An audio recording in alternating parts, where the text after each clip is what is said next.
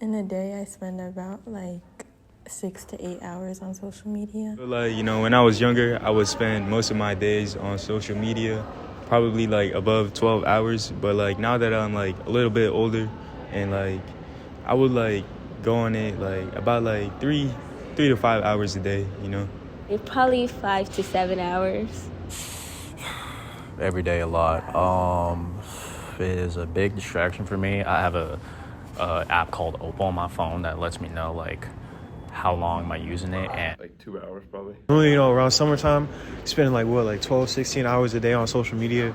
I just don't have that type of time anymore. So right now I say about maybe a good 6 to 7 hours. Like a couple of hours.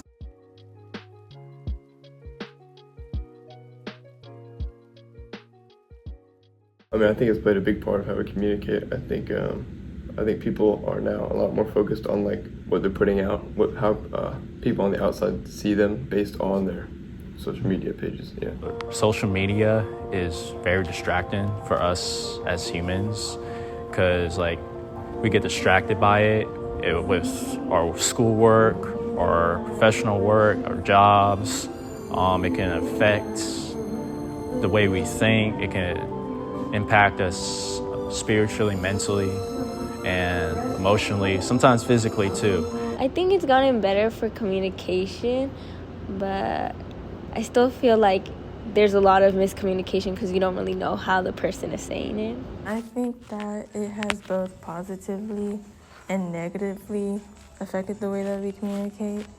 A lot of people are now like depending on social media interactions too much, and because of that, like they don't know how to interact with real people in real life. I think social media can be like really good if it's used with the right purposes, but it can also be like a really toxic environment if you're with the wrong people. I feel like it's definitely made it easier to communicate with people who are like farther away. So, I be talking to people like sometimes and like in real life, and they'll be like lol, or they'll be like skibbity toilet riz, and I just be realizing like, dang, social media low-key programming like how we talk and stuff, and like people don't really have social skills like they used to.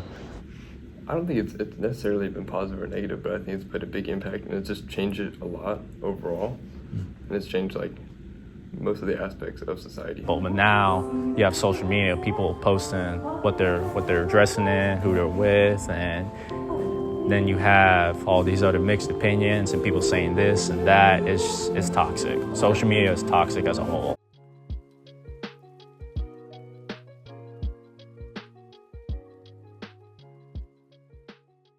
Form a community and everything, it's good, but just limit your use. Ooh. I'm not gonna lie, I can't think of anything right now, but I would probably say the communities and like how many people it has.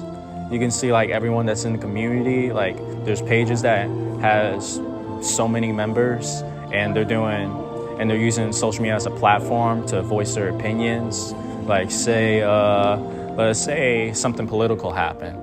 Someone's gonna voice out their opinion, or something bad happened and everyone's using their voice. Social media, that's the good thing about social media. You can use it to voice your platform, voice your opinions. But there's also a con about that because you never know if someone's gonna take that opinion out of context and blow it out of proportion. I like looking at art on social media. I like seeing art, posting art. I think it's a good way to just engage in the community. I think it's a lot easier to communicate with people, and you can see what people are doing without directly talking to them. With social media, there's a place for everyone. My favorite thing about social media would be like the memes. I think it's really funny, and I think it's cool how quick people can like be in tune with the same thing and know the same jokes. It entertains you. Without social media, I wouldn't be able to connect and like, talk to my girlfriend long distance, But I think it affects us positively too, not just negative, because, it allows us to have different forms of communication, like to bring our families together.